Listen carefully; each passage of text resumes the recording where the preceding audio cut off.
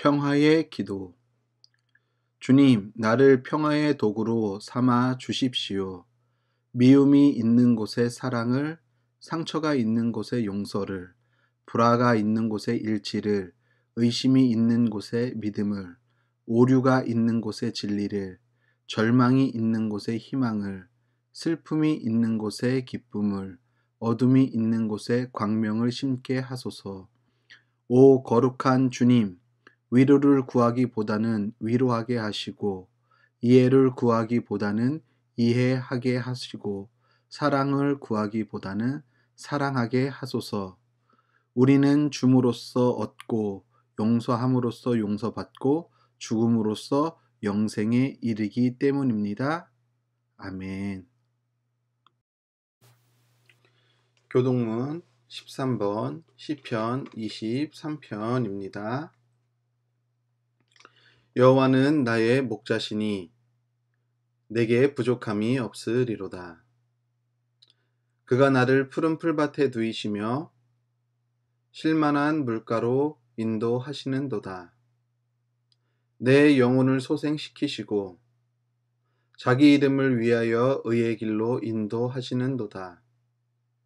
내가 사망의 음침한 골짜기로 다닐지라도 해를 두려워하지 않을 것은 주께서 나와 함께 하심이라. 주의 지팡이와 막대기가 나를 안위하시나이다.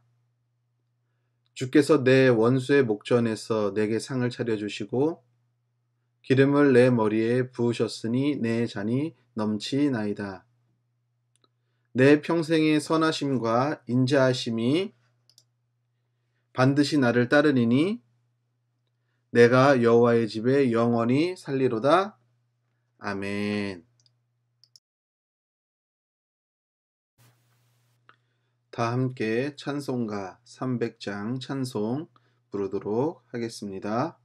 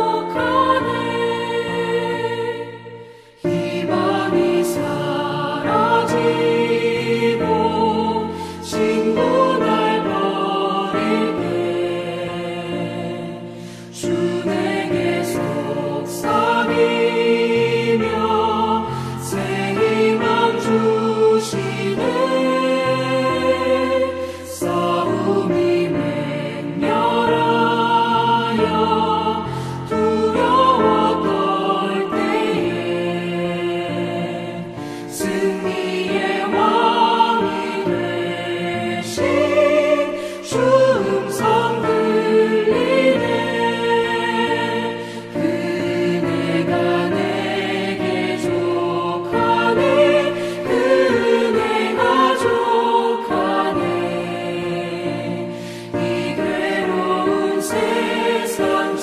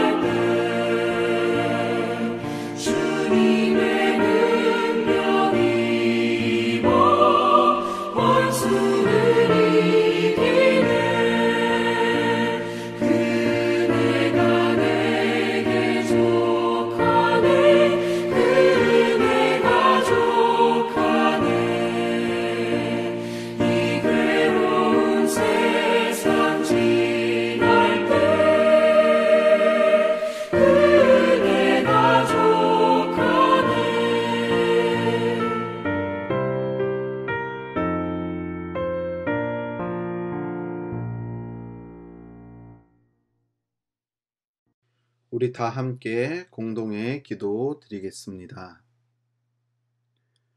주님의 은혜에 감사합니다.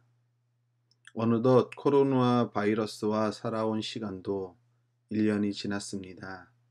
우리의 건강과 생명을 지켜주시고 지금까지도 안전하게 지내고 있음이 주님의 은혜임을 고백합니다.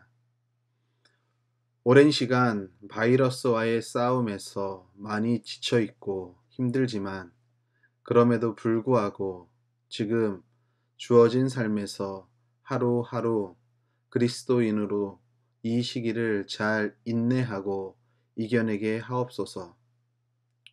주님이 함께 하시지 않으면 지금까지의 믿음의 수고와 삶이 허사로 돌아간다라는 사실을 기억하게 하옵소서.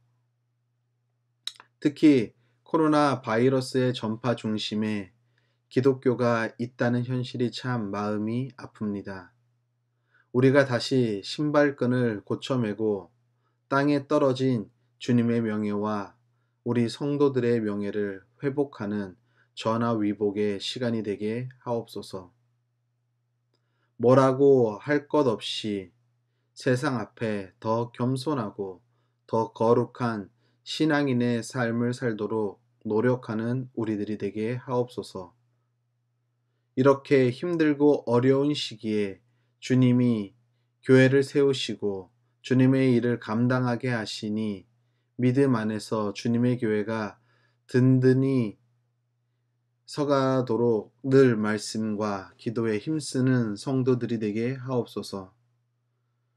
코로나19로 인해 고통받고 있는 소상공인과 자영업자 그리고 소외된 우리들의 이웃들에게 주님의 은혜와 평강이 있기를 원합니다. 그들의 삶에도 임마누엘로 함께 하옵소서. 방역과 검사, 치료에 힘쓰는 방역당국과 의료진에게도 주님이 함께 하옵소서. 그래서 코로나로부터 안전한 나라가 되게 하옵소서. 오늘도 주님께서 주신 은혜에 감사하여 두 손 모아 주님께 예물 드립니다. 드려진 손길들을 축복하시며 그들의 삶과 지경이 넓어지는 은혜가 있게 하옵소서. 언제나 우리를 통해 찬양과 영광 받으시기에 합당하신 하나님을 찬양하며 우리를 죄에서 구원하신 예수 그리스도의 이름으로 기도합니다. 아멘. 주말씀 소식을 알려드리겠습니다. 주말씀 교회 영상을 시청하는 여러분을 예수님의 이름으로 축복합니다. 코로나 3차 대유행으로 당분간 모든 예배는 비대면 온라인 예배로 드립니다.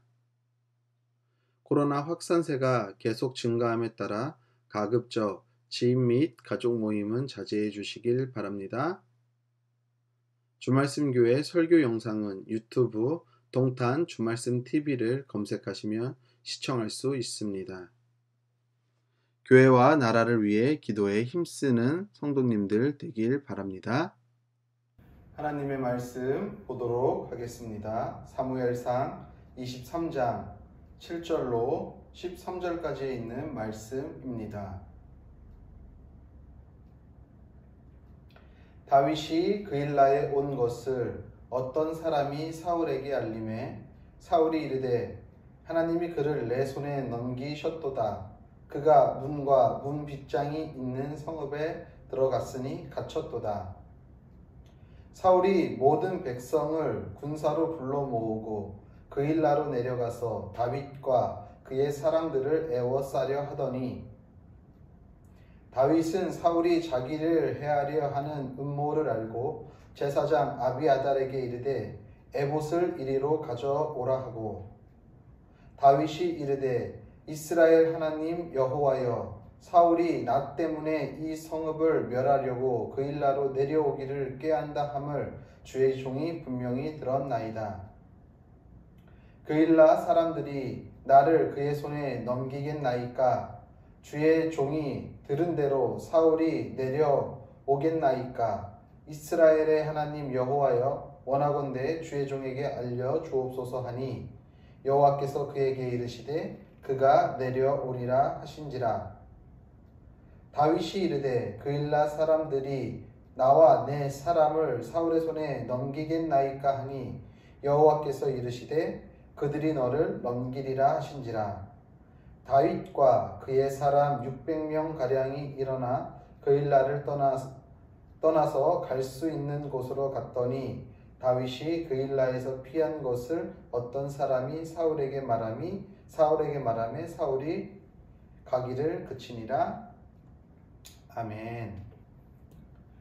하나님 우리 아버지와 주 예수 그리스도께서 내려주시는 은혜와 평화가 여러분에게 있기를 빕니다. 진나라에 위무자라는 사람이 살았습니다.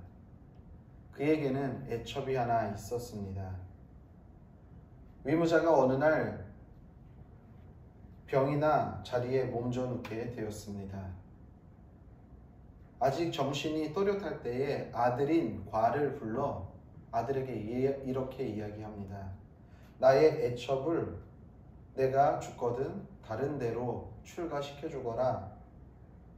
그 후에 위무자는 병이 더 위독해지면서 정신줄을 놓고 사경을 헤매게 됩니다. 정신이 온전하지 못할 때에 다시 그의 아들 과를 불러 이렇게 이야기합니다.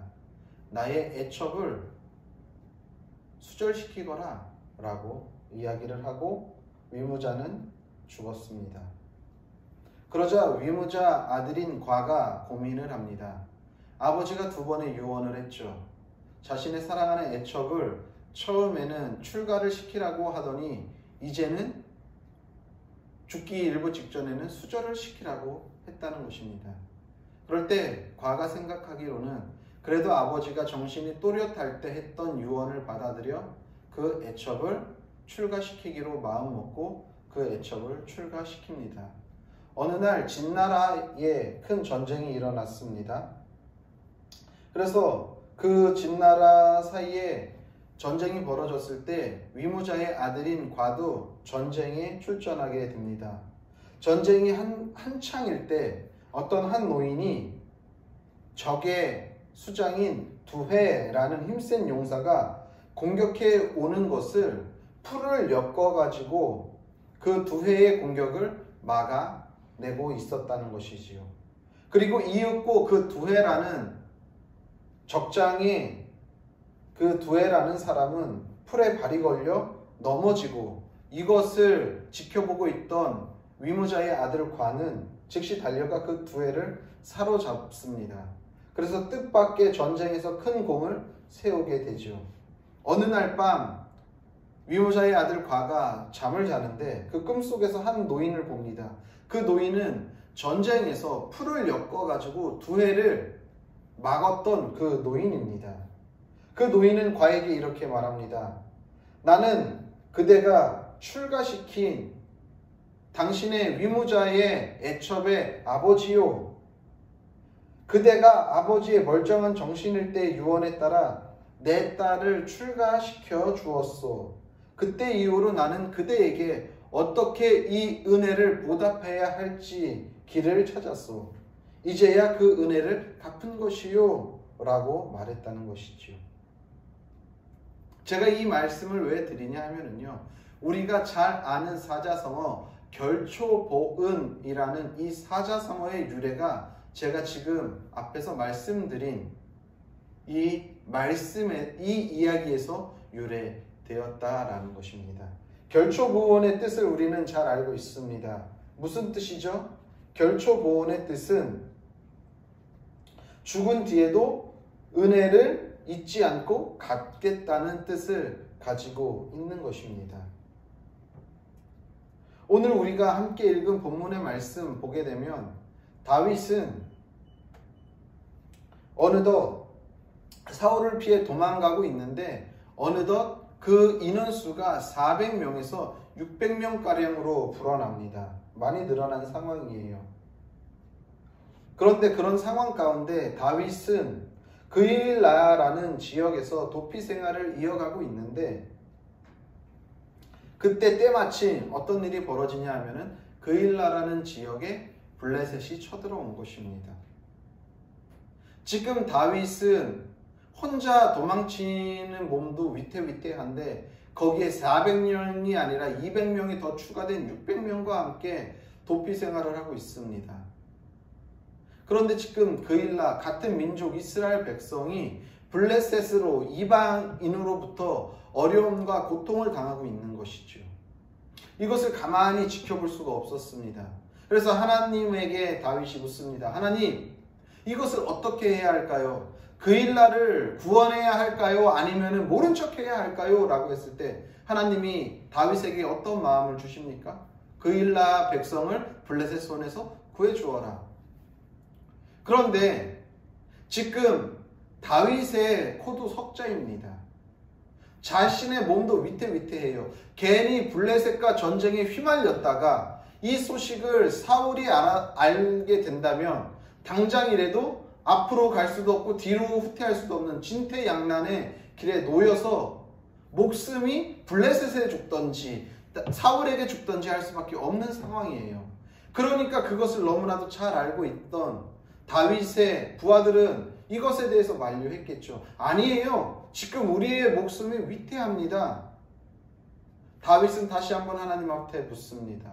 하나님, 정말 그일라를 위해 싸우는 것이 맞습니까? 라고 했을 때 하나님의 마음은 무엇이었습니까? 그일라를 블레셋 손에서 구원해 주어라 라는 것이 하나님의 마음이었다는 것이죠. 그래서 다윗은 그일라를 블레셋 손에서 건져줍니다. 어떻게 보면 그일라 백성은 다윗을 통해 가지고 그의 생명과 그들의 재산을 지키게 되었다는 것이지요. 참 아름다운 이야기입니다. 그런데 그일라 주민은 이런 다윗과 다윗의 일행을 어떻게 대우합니까? 오늘 우리가 함께 읽은 본문의 말씀을 읽으면서 저는 그런 생각을 하게 되었습니다. 우리 옛 속담에 이런 이야기가 있습니다. 어떤 이야기가 있냐면요, 물에 빠진 사람 건져주었더니 보따리까지 내놓으라 한다라는 말이 있죠. 적어도 그일라 백성이 다윗을 통해 은혜를 입었다고 한다면 적어도 그 선을 악으로 갚아서는 안 되는 것이겠지요. 그들이 다윗을 품어주고 도피 생활에 도움을 주지는 못할 망정 그것을 사울에게 다윗을 넘겨서는 안 되는 것이지요. 그것이 우리 사람의 도리라는 생각이 듭니다. 제가요, 저희 아이들 전래동화를 예전에 읽어주다 보면은 꼭 전래동화에 빠지지 않는 내용이 있는데 뭐냐면요, 이 은혜를 갚은 짐승들에 대한 이야기입니다. 우리가 다 알 거예요. 은혜 갚은 까치가 있고요, 은혜 갚은 호랑이라는 또 이야기도 있습니다. 무슨 말일까요?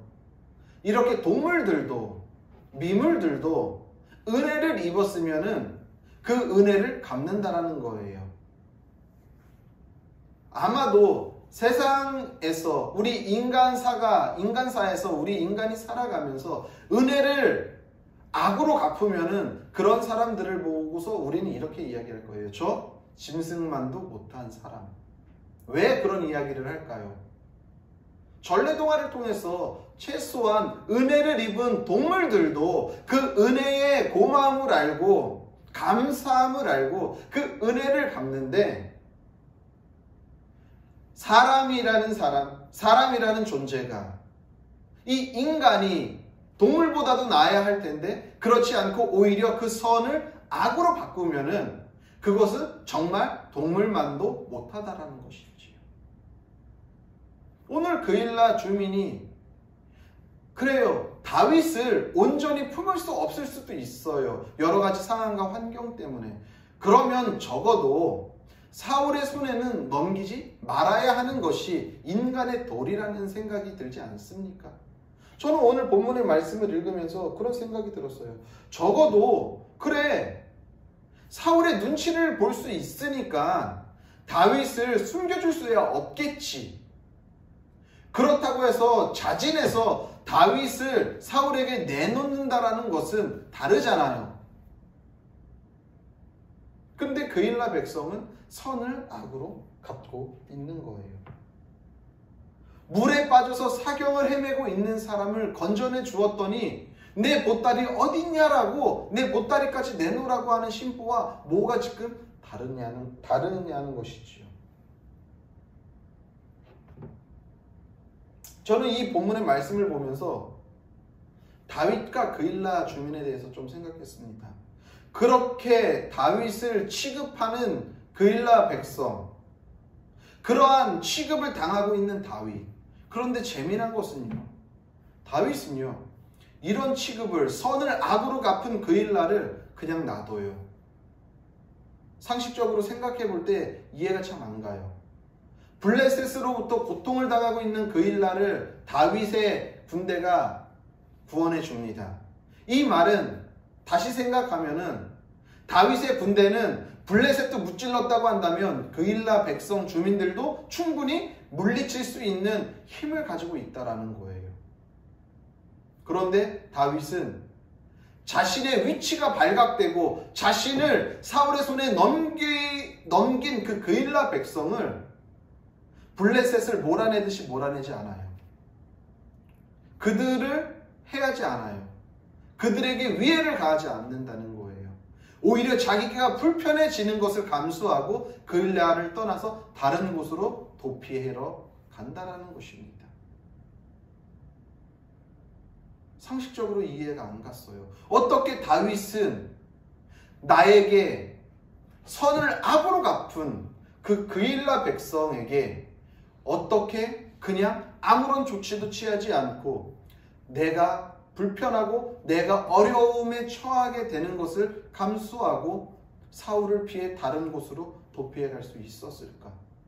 도대체 다윗의 마음은, 다윗의 심정은 어땠길래, 다윗은 어떤 마음을 가지고 있었기에 그것이 가능했을까? 나 같았으면은 내가 가지고 있는 힘을 가지고 그일라 백성들에게 혼쭐을 내줬을 텐데 어떻게 다윗은 그렇게 하지 않고 자기가 불편하고 자기가 도피 생활의 어려움을 감수하고서 그 그일라를 떠날 수 있었을까 생각해 보게 되었습니다. 다윗이 어떠한 대가를 바라고서 그일라 백성을 블레셋 손에서 구원해 준 건 아니겠지요. 그래도 적어도 다윗과 함께한 그 군대들은 그런 생각을 하지 않았을까요? 우리가 목숨을 걸고 그일라 백성을 살렸는데 어떻게 너희들이 우리에게 이렇게 할 수 있어? 라는 마음이 안 들었을까요? 다윗의 속마음엔 그런 게 없었을까요? 그런데 다윗은 그렇게 하지 않았다는 거예요. 왜 다윗은 그랬을까? 생각해 보았습니다. 그런데 제 마음 가운데 그런 생각이 있었습니다. 다윗은 하나님의 은혜가 무엇인지 아는구나. 하나님이 자신에게 베풀어 주신 은혜에 대해 그것을 감당할 수 있는 마음이 있었고 그 은혜에 대한 그 기쁨이 있기 때문에, 충만함이 있기 때문에 다른 사람에게도 동일하게 그 은혜를 베풀 수 있는 거구나 라는 생각을 하게 되었습니다. 무슨 말이냐면요, 다윗은요 계속해서 사울을 피해 지금 도망자 신세로 도망치고 있습니다. 그런데 위험한 순간마다, 죽음의 고비고비마다 하나님께서 다윗을 붙잡아서 그의 생명을 살리고 있다는 것을 다윗은 알고 있는 거예요. 내 목숨줄이 하나님이 붙잡고 있구나. 이것이 하나님의 은혜이구나. 내가 어떠한 노력과 수고가 아니더라도 하나님이 그 은혜로 나와 함께하고 있구나.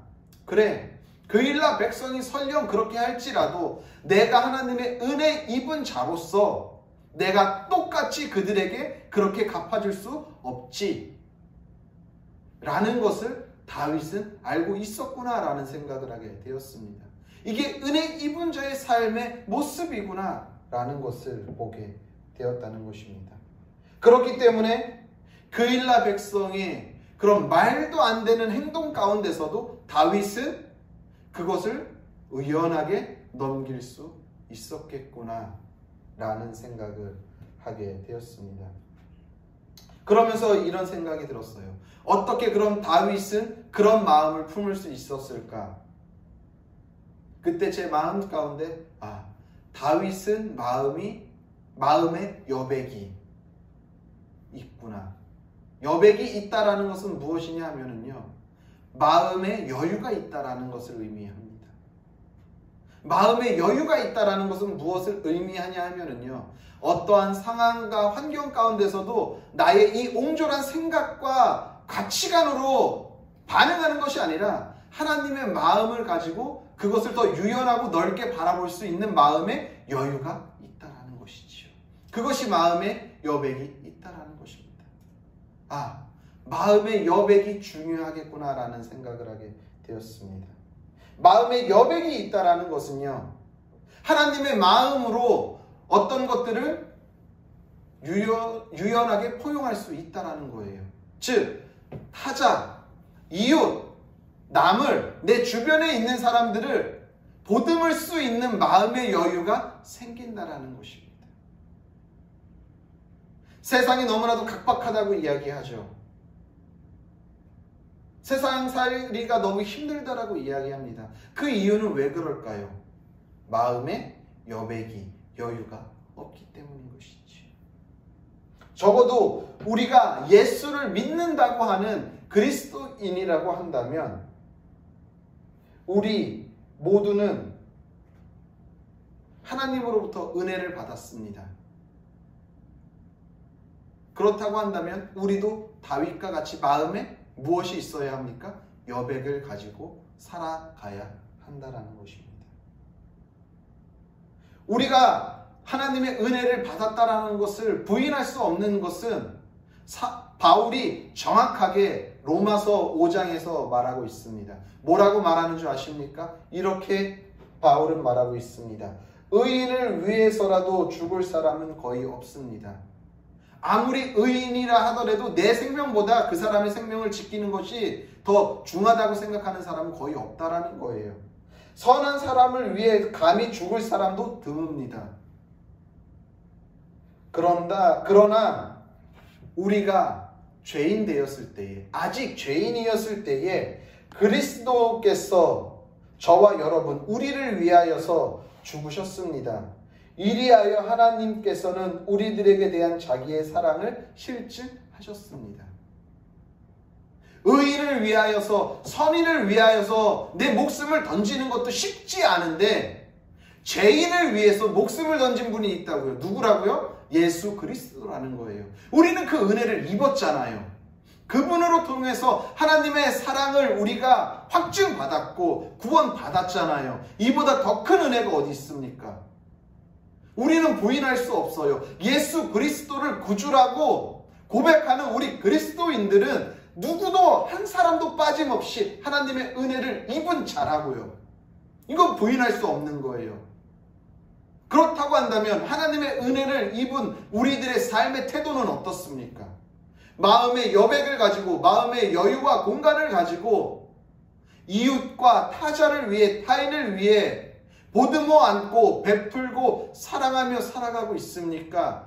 아니면 여전히 세상 사람들의 가치관과 논리에 사로잡혀서 마음의 여유 없이 전전긍긍하며 내 삶을 어떻게 하면 손해보지 않고 살 수 있을까에 대해서 골몰하며 살아가고 있습니까?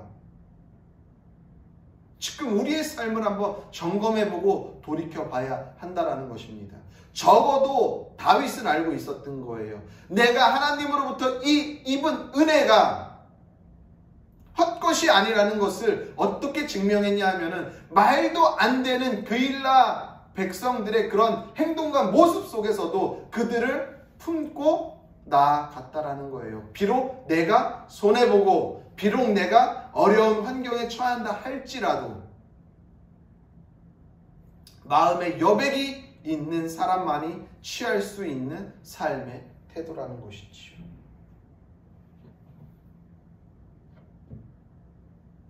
우리도 다윗과 같이 마음의 여백을 갖고 살아야 합니다.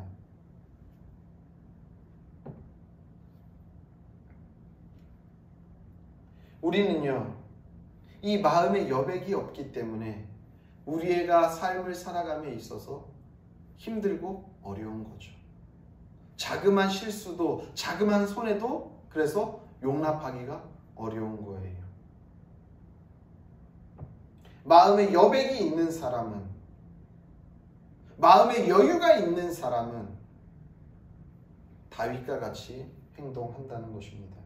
비록 그일라 백성이 나를 어렵게 한다 할지라도. 왜요? 그것은 나의 삶이, 나의 생명이 하나님과 묶여 있음을 알기 때문인 거예요. 어떠한 상황과 환경 가운데서도 주님이 나에게 은혜를 주시고 나의 삶을, 우리의 삶을 이끌어 가신다는 사실을 믿기 때문에 마음의 여유를 가지고 그렇게 살아갈 수 있다는 것입니다. 마음의 여백이 있어야 우리는요, 가정도 품을 수 있는 거예요. 자녀도 품을 수 있는 거예요. 남편과 아내를 품을 수 있는 거예요. 내가 마음의 여유가 없는데 자녀들이 와가지고 이거 해주세요, 저거 해주세요 품을 수 있습니까? 없어요. 마음의 여유가 있어야 되는 거예요. 직장에서도 마찬가지죠. 교회 공동체도 마찬가지예요. 내 이웃과의 관계에도 마찬가지예요. 마음의 여유가 없는데 그들을 어떻게 들여다볼 수 있겠습니까? 우리는 이런 마음의 눈을 떠야 합니다. 예수님이 제자들에게 말씀하셨습니다. 어떻게 하면 당신의 제자가 될 수 있는지 묻는 제자들에게 예수님이 이렇게 말씀하십니다. 그때 예수께서는 제자들에게 말씀하셨다. 누구든지 나를 따라오려거든 자기를 부인하고 제 십자가를 지고 나를 따라오너라. 저마다 우리는 십자가를 지고서 예수님을 따라가야지 그분의 제자가 될 수 있는 거죠. 마음의 여백이 있는 사람만이 이 눈을 뜨는 거예요. 어떤 눈을 뜹니까? 나의 십자가가 결코 멍해가 아니구나. 무슨 말이냐면요, 세상 사람들은 그래요. 제가 지난 시간에도 이야기했지만 좁은 길, 광야 길로 가는 것이 어리석고 미련해 보인다라고 세상 사람들은 그렇게 생각할지 몰라요. 그런데 그곳이 결국에는 구원의 길이고 그곳이 축복의 길인 거거든요. 십자가도 동일하게 세상 사람들은 봐요. 저 멍청한 사람, 왜 저 이웃 때문에, 저 자녀 때문에, 저 남편을 포기하지 못해서 왜 저렇게 지질이 궁상으로 힘들고 어렵게 살아? 저 이웃이 뭐라고? 예전에요, 제가 오산에서 목회할 때에 그런 일이 있었습니다. 저희 교회에 나오는 성도님 중에 파지를 주스면서 하루하루를 근근히 살아가시는 그런 성도님이 계셨어요. 그런데 그분이 어느 날 갑자기 뇌경색이 오셔가지고 몸을 제대로 가누지 못하게 되었어요.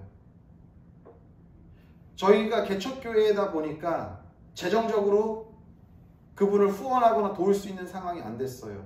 그런데 어떻게든 정부의 보조금이나 이런 것들을 통해서 그분을 도울 수 있는 방법들을 백방으로 알아봤죠. 주변에서 들리는 소리가 저 젊은 목사 망했네. 저 젊은 목사 어떻게 하려고 저 사람을 품어. 이런 이야기가 있었어요. 그런데 우리 교회가 할 수 있는 최대의 것들로 뛰어다니다 보니까 정부에서 긴급 의료복지 서비스가 있다는 것도 알게 되고, 또 이분이 비록 한쪽이 좀 불편한 마비가 와서 불편하지만 그래도 공공근로로 할 수 있는 길들도 열릴 수 있는 방법들을 찾게 주님께서 도와주셨어요. 그래서 그분이 그런 불편한 몸을 이끌고도 일을 할 수 있는 기회가 또 열렸어요. 주변에서 그렇게 그 사람이 그런 변화가 있다 보니까 또 저희 교회를 보고 우리들을 보는 우리 교회의 성도들을 보는 모습들이 또한 달라지는 것을 느꼈던 적이 있습니다. 세상 사람들이 보면 어떻게 보면 그 사람을 거기서 끊었어야죠. 왜? 개척교회가 감당할 수 없으니까. 어떻게 보면 그 사람을 감당하는 것이 미련하게 보일 수도 있어요. 어리석어 보일 수도 있어요. 그런데도 하나님이 맡겨주신 성도라고 생각하고 교회가 품고 나아가니 하나님이 그 길을 열어주셨어요. 세상 사람들은요, 우리가 각자의 십자가를 지고 살아가는 그 삶을 보면은 왜 저 사람은 저렇게 어리석어? 그래서 왜 저렇게 손해를 봐? 그러면서 왜 저 이웃에게 맨날 당해? 왜 맨날 남편에게 당하고 자녀에게 당해? 라고 이야기할지 몰라요. 그런데 마음의 여백을 가지고 이 길이 십자가의 길이고 내가 하나님의 주님의 제자가 되는 길이며 이 길이 나에게 복된 길이라는 것에 눈이 뜨이면은 다윗과 같이 오늘도 우리는 그 길을 갈 수 있는 거예요. 그 길은 실패한 길이고 그 길은 망하는 길이 아니라 오히려 그 길은 전화위복을 통해 그 길은 우리에게 복되고 거룩한 길로 변화된다라는 사실을 기억하시길 바랍니다. 은혜 입은 자는요, 날마다 이렇게 비록 십자가의 길이지만 그 길을 걸어가는 사람이 은혜 입은 자의 삶의 모습이라는 거예요. 다윗은 그 길을 걸어갔어요. 내가 그일라 백성을 구원해 줌으로 인해, 그들을 선택함으로 인해 때로는 그들이 나를 배신하고 선을 악으로 갚는다 할지라도 주님이 나와 함께 하시고 이것이 나의 십자가의 길이라고 한다면 다윗은 그 길을 걸어간 거예요. 그 결과 어떻게 됩니까? 우리는 잘 알고 있어요. 앞으로도 더 오랜 도망자의 신세로 계속해서 사울의 눈을 피해 도망쳐 다니지만 결국엔 어떻게 해요? 하나님의 마음에 합한 자로 이스라엘의 가장 뛰어난 선왕으로 다윗을 높이셨다라는 사실을 우리는 너무나도 잘 알고 있습니다. 다윗은 마음의 눈을 떴습니다. 마음의 여백을 가지고 은혜 입은 자의 삶의 태도가 무엇인지 그일라 백성과 그와 함께하는 군민들에게, 그와 함께하는 공동체에게 보여줬습니다.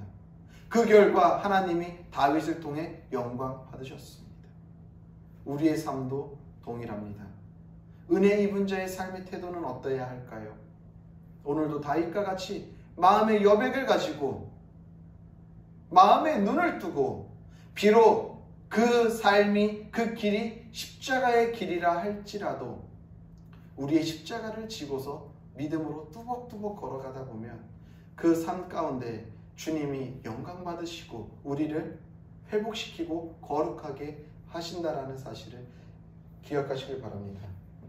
사랑하는 성도님들, 어떻게 보면 주님이 걸어가신 십자가의 길은 참으로 이해하기도 힘들고 이해할 수도 없는 길일지 모릅니다. 하지만 우리가 주님의 은혜를 입고 살아가는 존재라면 주님이 걸어가신 그 십자가의 길을, 주님이 허락하신 우리 각자의 십자가를 지고 그 길을 따라 나서야 하지 않겠습니까? 그럴 때에 우리 마음 가운데에 주님이 주시는 마음의 여백과 그 은혜와 그것에 감사해서 그 길을, 비록 힘들고 어려운 그 길을 따라 나설 때에 주님은 그 길을 통해서 더 많은 주님의 은혜를 맛보게 하실 것이고 그것을 통해서 우리의 삶을 다시금 회복시키신다라는 사실을 기억하시길 바랍니다. 부디 우리 모두는 오늘도 마음의 여백을 넓히며 우리에게 주어진 삶의 자리에서 주님께서 우리에게 허락한 자녀와 가정과 직장과 교회와 이웃과 함께 사랑을 나누며 은혜 입은 자의 삶의 모습으로 온전히 살아가는 우리 성도님들의 삶이 되시기를 예수님의 이름으로 간절히 축복합니다. 기도합니다. 주님, 오늘도 우리가 주님 안에서 은혜 입은 자의 삶의 모습으로 살아가게 하여 주옵소서.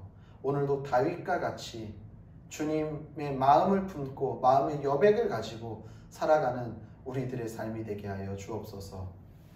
이제는 우리를 위하여서 십자가에 달려 죽으신 예수 그리스도의 은혜와 그의 아들을 십자가에 아낌없이 내어주신 하나님 아버지의 영원하신 사랑과 성령의 교통하심과 위로하심과 역사하심과 충만하심이 오늘도 은혜 입은 자의 삶의 모습을 갖추고 마음의 여백을 가지고 살기로 결단한 성도들 머리 위에와 그들의 가정과 섬기는 교회와 나라와 민족과 더 나아가 세계 열방 가운데에 이제로부터 영원히 함께 계시기를 간절히 축원하옵나이다. 아멘.